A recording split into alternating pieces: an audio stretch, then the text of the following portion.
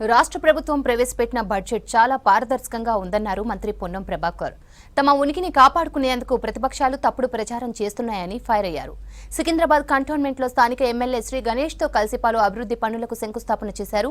సికింద్రాబాద్లో మంచినీటి సమస్యపై త్వరలో ప్రత్యేక సమావేశం నిర్వహిస్తామన్నారు. కంటోన్మెంట్పై ప్రత్యేక దృష్టి పెట్టి అభివృద్ధి చేస్తున్నామన్నారు మంత్రి.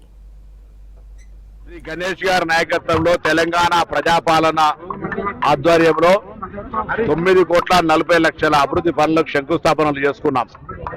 అదేవిధంగా త్రాగునీటి సమస్యను పరిష్కరించడానికి త్వరలో హైదరాబాద్ కలెక్టర్ కార్యాలయంలో కంటోన్మెంట్ అధికారులతో అదేవిధంగా మెట్రో వాటర్ వర్క్స్ అధికారులతో జిల్లా కలెక్టర్ గారి దగ్గర గౌరవ శాసనసభ్యులు నేను సమీక్ష జరిపి త్రాగునీటి సమస్యకు తీసుకోవాల్సిన చర్యలు కూడా తీసుకుంటాం.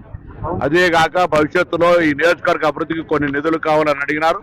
వెంటనే 5 కోట్ల రూపాయల నిధులను గౌరవ ముఖ్యమంత్రి గారి సూచన మేరకు శాంక్షన్ చేస్తా ఉన్నాం.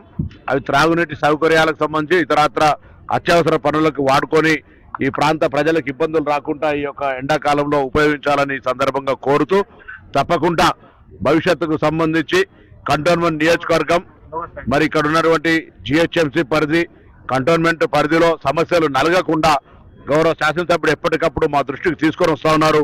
గౌరవ ముఖ్యమంత్రి గారి దృష్టికి తీసుకొస్తా ఉన్నారు.